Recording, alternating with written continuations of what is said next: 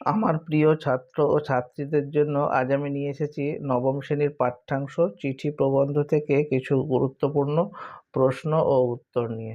তোমরা ক্লাস 9-এ উঠেছো কিন্তু বুঝে উঠতে পারছো না যে কোন ধরনের প্রশ্ন তোমরা অনুশীলন করবে।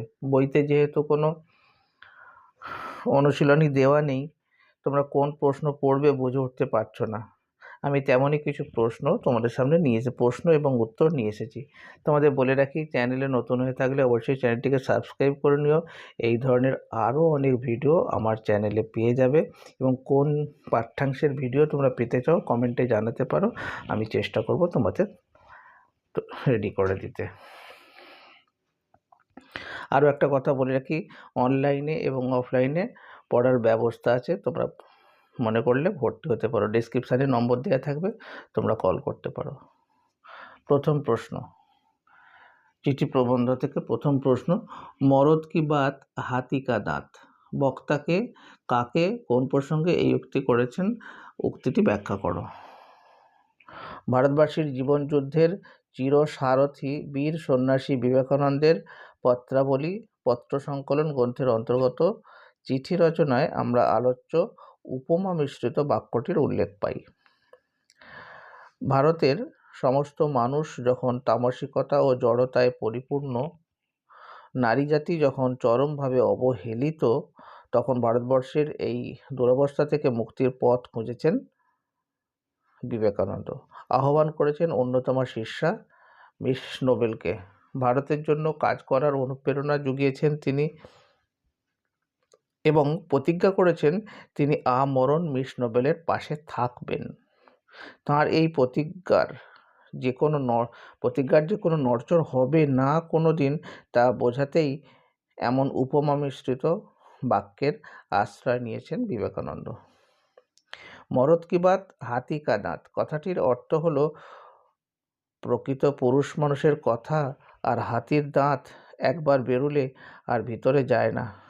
বিবেকানন্দ নিজেকে খাঁটি মানুষ বলে মনে করেন, তাই তাঁর কথারও নড়চড় হবে না বলে ইঙ্গিত দিয়েছেন। ভারতবর্ষের শহরের বাইরে কোথাও ইউরোপীয় সুখ স্বাচ্ছন্দ্য নেই।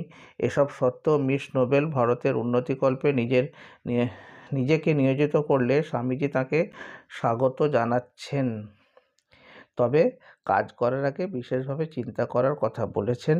তবে কাজে যদি বিফল হন কিংবা ভারতের জন্য তিনি কাজও যদি না করেন, তবুও বিবেকানন্দ তাঁর পাশে আমরণ থাকবেন। তিনি যে কথা দিলেন সে কথার কখনোই নড়চড় হবে না। পরের গুরুত্বপূর্ণ প্রশ্ন, তুমি ঠিক সেই রূপ নারী যাকে আজ প্রয়োজন। কোন নারীর কথা বলা হয়েছে, তাকে আজ প্রয়োজন কেন? চিন্তানায়ক বিবেকানন্দ রচিত চিঠি রচনার উদ্ধৃতাংশে যে নারীর কথা আছে তিনি হলেন স্বামীজির শিষ্যাদের মধ্যে অন্যতমা ও অগ্রগণ্যা মিস নোবেল, যিনি বিবেকানন্দের অনুপ্রেরণায় এদেশে আসেন এবং ভারতবাসীর সেবায় জীবন উৎসর্গ করেন। স্বাধীনতা লাভের 50 বছর পূর্বের এই পত্রটিতে পরাধীন ভারতবর্ষের স্বাধীনতাহীনতার কথা প্রকাশিত হয়েছে। কুসংস্কারগ্রস্ত ভারতবর্ষে নারী জাতি ছিল চরম অবজ্ঞার বস্তু। কোনোভাবেই নারীদের স্বাধীনতা দেননি পুরুষতান্ত্রিক সমাজ। তারা না পেয়েছে শিক্ষার আলো, না পেয়েছে মতবাদ প্রকাশের স্বাধীনতা। বিবেকানন্দ তাই তার পত্রে মিস নোবেলকে উদ্দেশ্য করে বলেছেন, ভারতের জন্য, বিশেষত ভারতের নারী সমাজের জন্য পুরুষের চেয়ে নারীর একজন প্রকৃত সিংহীর প্রয়োজন।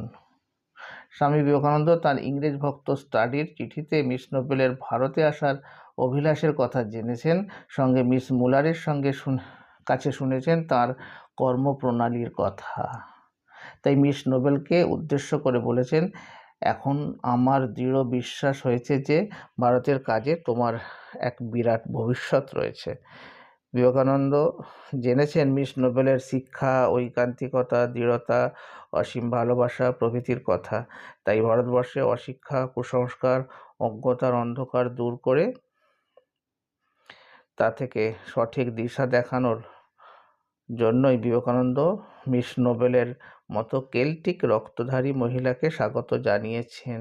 বলেছেন, তুমি ঠিক সেই রূপ নারী যাকে আজ প্রয়োজন। পরের প্রশ্নে আসছি। পরের প্রশ্ন, এগুলো তোমরা লিখে অনুশীলন করো, আগামী পরীক্ষায় আশা করি তোমাদের কাজে আসবে। মিস সেভিয়ার নারী কুলের রত্ন বিশেষ। এই উক্তির আলোকে নারী জাতির প্রতি স্বামী বিবেকানন্দের দৃষ্টিভঙ্গির পরিচয় দাও। তোমাদের বলে রাখি, অনলাইনে এবং অফলাইনে পড়ার ব্যবস্থা আছে, ডেসক্রিপশানে নম্বর দেওয়া থাকবে, তোমরা যোগাযোগ করতে পারো।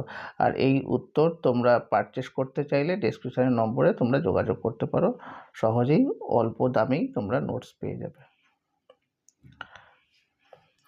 স্বামী বিবেকানন্দ মিস নোবেলকে যে চিঠি লিখেছিলেন তাতে উল্লেখ করেছেন যে মিসেস সেভিয়ার অত্যন্ত ভালো মহিলা এবং স্নেহময়ী।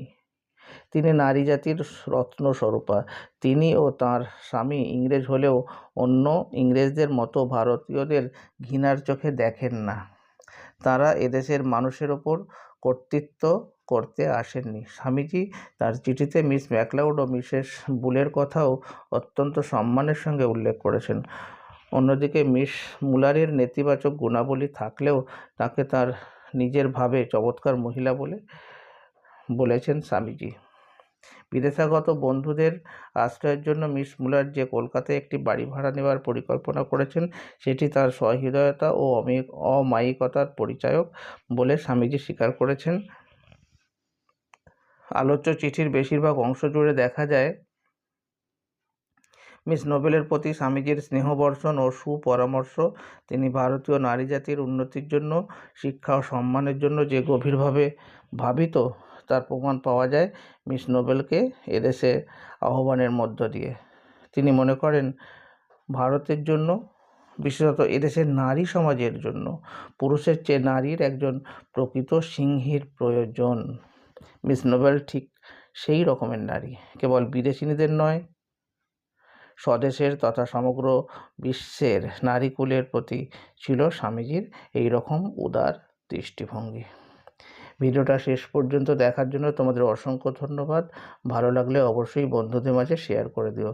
কেমন হয়েছে ভিডিওটা কমেন্ট করে জানাতে ভুলবে না।